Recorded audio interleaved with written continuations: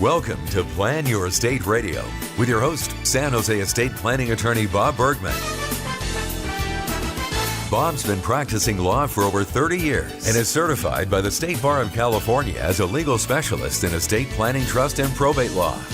Bob is here to help you set your house in order with valuable insights you can use today to prepare a better tomorrow for your loved ones. And now your host for Plan Your Estate Radio, attorney Bob Bergman. Hi, this is your host Bob Bergman with Plan Your Estate Radio.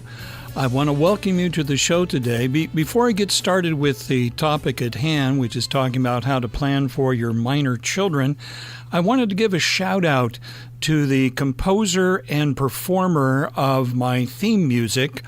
The music that you hear at the beginning of this show and throughout is from an album called Moonlight by my old friend John Taylor. Now, John is a professional musician. The main theme music is called American Millennium. And John and I met actually working with the San Jose Children's Musical Theater back in the 1970s when he was a kid and I was a college student. Since then, he's had a wide and varied musical career, including running the music at the O Show for Cirque du Soleil at the Bellagio in Las Vegas. But now he teaches drama, high school drama up in Oregon, and is also responsible for setting up and empowering a lot of children's theaters, much like the children's theater that he and I met in here in San Jose so many years ago. So thank you, John, for the use of your music. I love listening to it all the time, and I hope that my audience loves listening to it as well. So check him out, John Taylor, Taylor, and the album is called Moonlight. Today I'm going to talk about a subject that would be of great importance to those of us who have minor children. Now, I have two daughters myself, twin daughters. They both recently turned 10, and one of the things that I'm concerned about is if something happens to me and my wife, what would actually happen to my children? Now, there's a lot of things that could happen. Let's talk about a few of those today. First of all, if my wife and I were in a car accident and we didn't come home or we didn't come to pick up our children at school or at whatever activity that they were at, there's a good chance that they could end up being taken into custody by the Child Protective Services here in Santa Clara County where we live. Now, Child Protective Services is charged by law with looking out for the welfare of children who don't have people available to care for them, and namely adults available to care for them, adults such as parents or legal guardians. So my children could conceivably end up in the foster care system, maybe for a few hours, maybe for a few days. I have a lot of clients who come in and they tell me, Bob, our children, we have young children, but we're from some other part of the United States and we don't have any family nearby. Or even more common, we're from another country. We're from China, or we're from India or the UK or Canada or Germany or somewhere in South America or Africa, even Australia. And they say if something happened to us, we have no idea who might be able to take care of our children, at least in the short term, until family members could make arrangements to come to the United States and do whatever legal paperwork is necessary to take custody of our children. And I agree, that's a big problem. So I have a potential solution for that problem that I'm going to talk about in the first two segments today. I call it the Children's Legacy Plan. And what it is a series of legal documents designed to deal with the short-term and longer-term care needs of our minor children. The first legal document I prepare is called the Designation of Temporary Caretakers, What this document does is it permits you to name local people who could be family members but could also be close personal friends and designate them as people that you feel are safe that could temporarily take care of your children until someone who has been nominated by you as a permanent guardian can show up, take custody of your children, and then start the legal process to become your child's guardian. Now, let me explain basically what a guardian is. You've probably heard the term before. We use the term here in California to refer specifically to minor children. Some parts of the country use the term guardian to refer to both minor children and adults. Excuse me. In California, a guardian is someone that is appointed by a judge to take charge of the physical person and the care of a minor child, and may also be given authority over that minor child's property. Property could be property, for example, that is now being inherited by that child because the child has lost a parent or parents. The designation of temporary caretakers is a different document than a nomination of guardians for the children.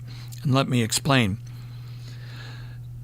Because you may know people locally that you would feel safe temporarily taking care of your children, whether it's some parents from their school or a business associate or someone that you work with, even someone that you're involved with in some kind of activity, whether it's playing golf or tennis, or your children are at the same sports club where they're studying gymnastics or karate or something along those lines. The designation of temporary caretakers is designed to give legal cover to the Child Protective Services people for them to feel comfortable turning custody of your children over to a responsible adult that you know will look out for them until the court process can get started to actually have a permanent guardian named for your children. I have a client who worked several years in the Child Protective Services Division in a Bay Area county, and this client indicated to me that she regularly had to pick up children and maybe even take them and transport them to other parts of the state for foster care because there were no foster care spaces available in her particular county. She told me about times she had to transport children as far away as Sacramento and even Fresno and Bakersfield. She also indicated to me that if there's more than one child in the family that's affected, there's no guarantee that those children will be placed in the same location. Now, I don't know about you, but I have twin daughters, and the thought of them being separated and placed in two different locations where they couldn't be with each other really kind of terrifies me. So the designation of temporary caretaker is designed specifically to make sure that that does not happen by giving a document in writing signed by you and notarized by me that tells the Child Protective Services that you don't want your children put into foster care, but instead you want them placed, at least temporarily, with one or more of the people that you have designated in that document. So that's the first thing, the designation of temporary caretakers.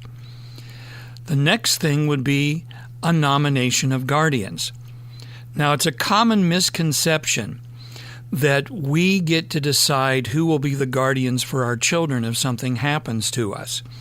The reality is that it's the judge in the family court that makes that decision. It's not we that make the decision. All we can do as parents is nominate or name who we wish to have as the guardian or guardians for our children if something happens to us. It's then up to the court to review all of the evidence, to do background checks. They have investigators that do background checks of proposed guardians to make sure that they're not unregistered sex offenders or felons out on parole or similar kinds of issues like that. And then ultimately it's the judge that makes the decision who is going to be named by the court to take care of your children.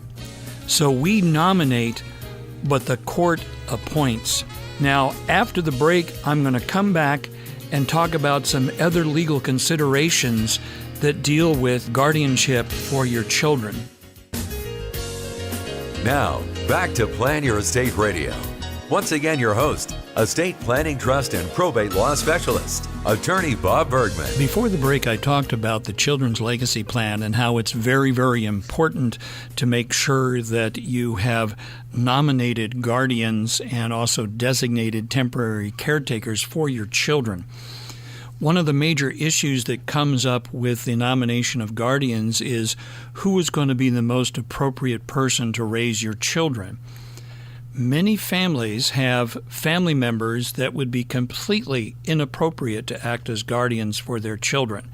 They may be inappropriate because they have drug or alcohol problems.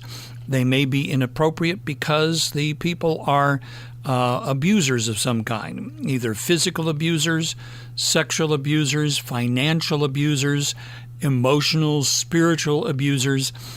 And they may also be enabled by other members of the family that are aware of this abuse going on, but don't do anything to stop it or prevent it. I think we'd all agree that if you were abused by a parent when you were a child, and the other parent observed all that and did nothing to protect you from that abuse, that you probably would not want either one of your parents to be guardians for your own children. I do have some families where they have literally excluded everybody on both sides of the family as being inappropriate. Now, this brings up another document that I can prepare in the context of the Children's Legacy Plan. It's something that I call the confidential exclusion of guardian. And what it is, it's a document where you would identify which people in your life who are to be likely people to contend for guardian of your children that you would want to have completely excluded from consideration for guardianship. In other words, you name those people. You give the reasons why you want them excluded as potential guardians for your children, and then this document is signed and dated and notarized by me and held back and intended only to be used if one or more of those people named in the exclusion actually step forward after something has happened to you to try to take custody of your children. It's called a confidential exclusion of guardians because it's intended to remain confidential. If one of the people that has been named tries to step forward, then this document can be provided to that person or persons to let them know that if you proceed any further, this document will be turned over to the court for the court to consider and whether or not you should be appointed as the guardian for these children. If the disclosures in the confidential exclusion paperwork are particularly damning or particularly embarrassing, most people would back off and not pursue a guardianship of your children. I kind of go by the adage that I was raised with that you should probably not do anything that you wouldn't want printed on the front page of the New York Times newspaper so that everyone could see. And I think most people, when confronted with the reality of their behavior or their condition in writing, as put down by the parents of children, they're probably going to back off and not actually take any further steps to become the guardians for those children. Another document that I think should be prepared for minor children is a medical power of attorney. Now, as parents, we have the right to make the medical and healthcare decisions for our children. That's pretty much a general rule. It's not an absolute rule, but it's pretty much a good general rule. That means also as parents, we can name people who would be able to make those medical and healthcare decisions for our children if we're unable to do so, or if we're not available to do so, It could be on a temporary basis.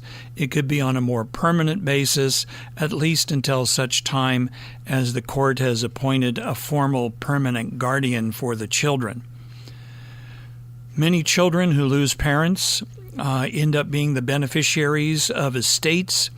If there's been good estate planning, then their estate will largely consist of monies and property being held in some form of trust, at least until the child reaches minimum age of majority of 18 years, but hopefully more likely 21 years of age or at least 25 years of age, or else in a form that will be something that I'll be covering in the last two segments today, what I call the castle trust or castle trust planning. So, to kind of go as a summary here, the Children's Legacy Plan is a type of planning that I do specifically for those of us who have minor children, which includes me and my wife. It's designed to provide for temporary caretakers if something happens to our children and our permanent guardians that we've nominated don't live nearby. If you have, for example, permanent guardians that you've nominated that are in other countries, they're going to have to go through the process of getting permission to travel to the United States. That may require a visa being issued, maybe a hardship visa because your children are without guardians. But still, the courts here will likely require people from other countries to obtain proof that they have been named as guardians for the minor children in that other country. And what I mean by that is some kind of proof from the court system in that other country that they have the authority to take custody of those children and actually return back to that country and care for them as their guardians. This is an important point because if you have people named in other parts of the world to be guardians for the minor children, it's very possible that it may take weeks or even months before the process could be completed in that other country, and then those people come here to the United States to actually take custody of your children. I bring this up because of the fact that children will be put into foster care if there's no responsible adult that they can be turned over to. And also, you probably would not want that to happen. That's why the designation of temporary caretakers is such an important legal document to consider. So, we've got the designation of temporary caretakers. We have the nomination of permanent guardians for the children. Very, very important legal document because what it's going to do is designate who you wish to have as the guardians for your children. Now, that's going to wrap up this second segment today. If you have any questions about this topic, please feel free to call me, Bob Bergman, at 408-247-0444, or email me at planyourestateRadio@gmail.com. That's planyourestateRadio@gmail.com. You may also visit my website at lawbob.com, where you can read about the Children's Legacy Plan and other types of estate planning that I do for families. After this commercial break, I'm going to come back and I'm going to talk about special type of planning I call castle trust planning and how it can be used to help your family not lose their inheritance in the future. So you go ahead and take a break now, and I'll talk with you after we come back. This is Attorney Bob Bergman with Plan Your Estate Radio. This is Plan Your Estate Radio with San Jose estate planning attorney Bob Bergman on AM 1220 KDOW. Hi, welcome back to Plan Your Estate Radio with your host, Attorney Bob Bergman. If you've just tuned in the previous couple of segments, I talked about the Children's Legacy Plan, which is a type of planning that I do for individuals and married couples who have minor children. The Children's Legacy Plan is designed to deal with the short and long-term care needs of minor children. In the short term, by having a legal document that's a designation of temporary caretakers, meaning those people that you would believe would be okay to temporarily care for your children should something happen to you. A nomination of guardians, so that you have actually named people to be permanent guardians to care for, raise your children, and also perhaps handle their inheritance for them. And maybe most importantly, a confidential exclusion of guardians.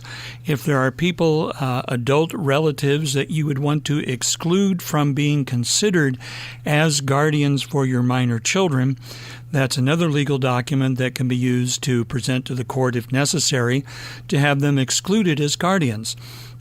Finally, a medical power of attorney for your minor children, so that someone has the authority to make medical and healthcare decisions for them until such time as a permanent guardian has been appointed by the court.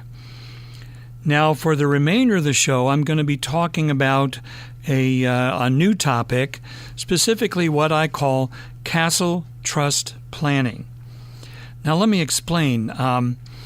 When someone inherits through a trust, specifically through a living trust or even a trust, an irrevocable trust that was set up while the beneficiary was alive and while the creator of the trust was still alive, but then assets or money was put into that trust to eventually be turned over to the beneficiary.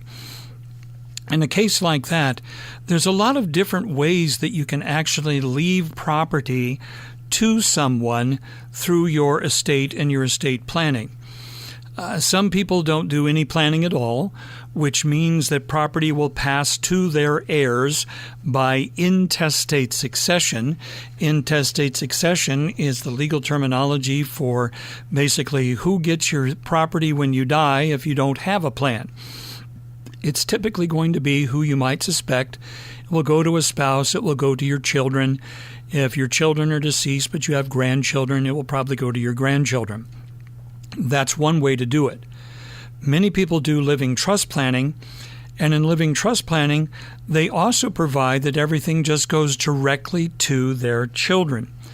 Some people might be a little more sophisticated than that, and they have a plan that says, well, you know what? I'm going to leave the property to my children, but I'm going to do it in pieces or installments. Maybe they get a third of their inheritance as they turn age 25. Then maybe they get half of what's left when they turn 30, and then maybe get the remainder of it when they turn 35. And that way, what will happen is I've spread out the distribution of the property to my children, giving them a chance to learn how to handle smaller amounts before they handle larger amounts. I call this blowing the inheritance on the installment plan. One of the realities is that if someone is financially immature or financially incompetent at an early age, and maybe even at age 25, they're going to take that inheritance and they're just going to spend it all and then be waiting eagerly for the next installment to be distributed so they can spend all of that as well. I think that there's actually a better way to go. There's a lot of ways that people can lose their inheritance, even if they are fiscally responsible, good investors, and mature in their outlook on life and mature on how they handle money. Maybe the most common one that I run into is the child of a client, the child who may actually be a very high-functioning alcoholic or drug addict who is employed and caring for a family, but if they were to be given a large sum of money all at once, it might actually lead to their addiction overcoming them. Addictions come in all kinds of shapes, colors, and sizes. The most common ones are drugs and alcohol, but you can be addicted to gambling, you can be addicted to pornography, you can be addicted to acquiring as many Beanie Babies as possible. All of those things can be addictions, and all of those can lead to financial ruin if somebody receives an inheritance directly. So the first thing we look at is, when I'm looking at with my clients, is asking them about their children. Are their children financially responsible? If the answer is yes, we move on to other things. Are the children married? How do you feel about that son-in-law or daughter-in-law? Do you like them a lot? Do they like you? Do they appear to be responsible? Or is that son or daughter-in-law someone who spends every dime they get their hands on, who is maybe financially, physically, emotionally, spiritually abusive to your child? Are you worried that your child is going to take their inheritance and just turn it over to their spouse or their partner if they're not married? These are really valid concerns.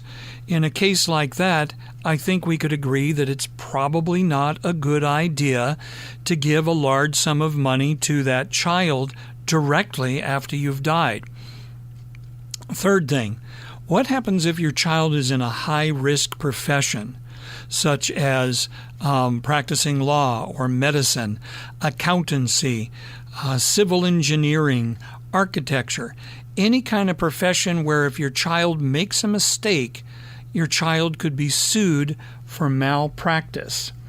Well, those are important considerations right there, because malpractice claims, you may have malpractice insurance. I know that I carry it in my practice, not because I expect to make a mistake, but just in case I do make a mistake at some point. And some clients suffer some kind of financial loss because of that. Well, if someone's received an inheritance directly, which is the most common way inheritances are received, then that means the inheritance is subject to the claims of a client or someone injured due to that malpractice.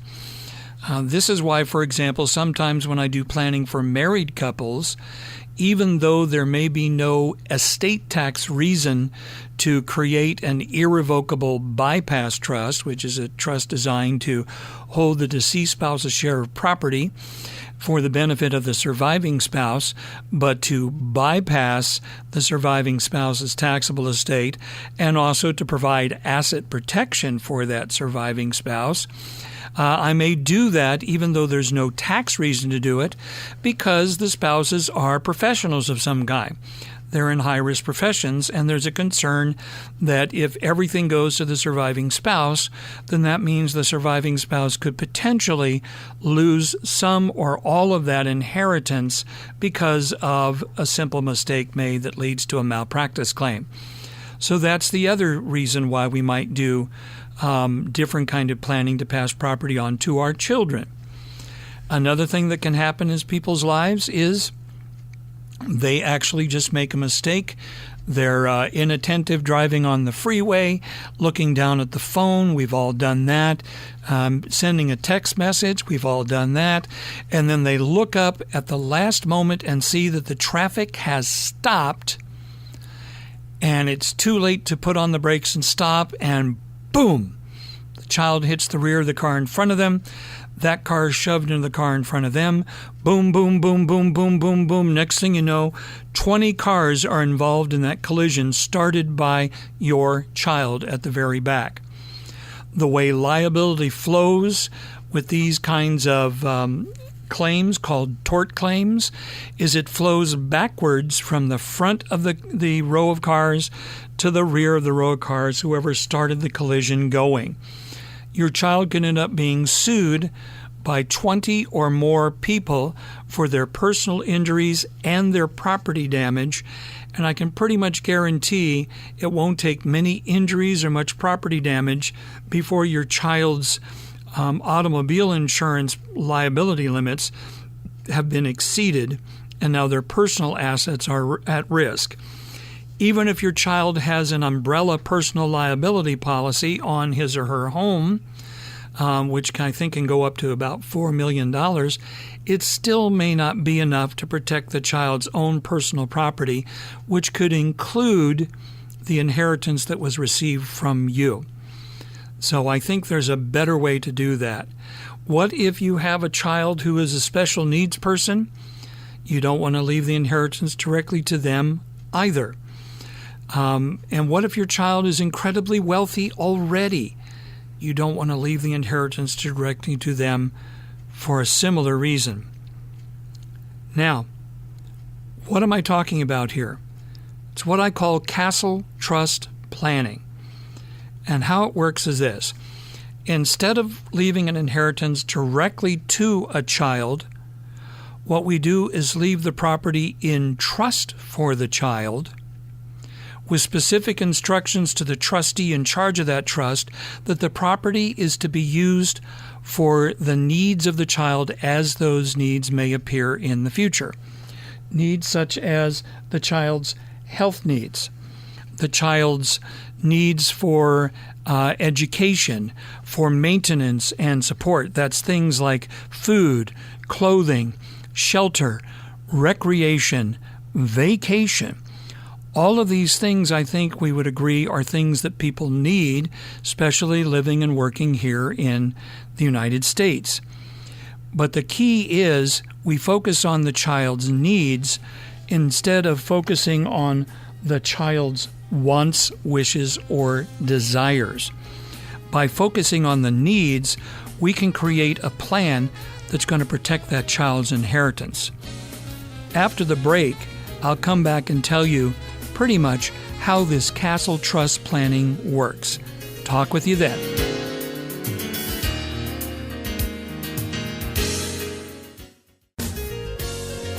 Now, back to Plan Your Estate Radio with attorney Bob Bergman. If you have any questions about the show so far, or questions about this last segment, please email me at planyourstateradio@gmail.com, or feel free to give my office a call at 408-247-0444.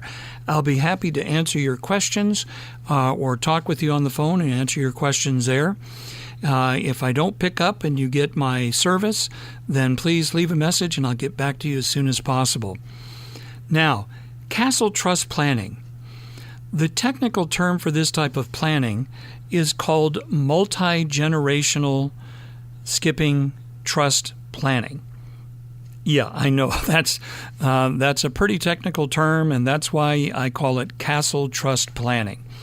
Now, if you can picture in your mind a castle that you've seen either in real life or on television, I know a lot of people immediately think of Sleeping Beauty's castle at Disneyland. I think of other castles I've seen around the world, such as the Tower of London or Windsor Castle or the Imperial Palace in Kyoto, Japan, all of which are amazing castles, but they all have some features in common.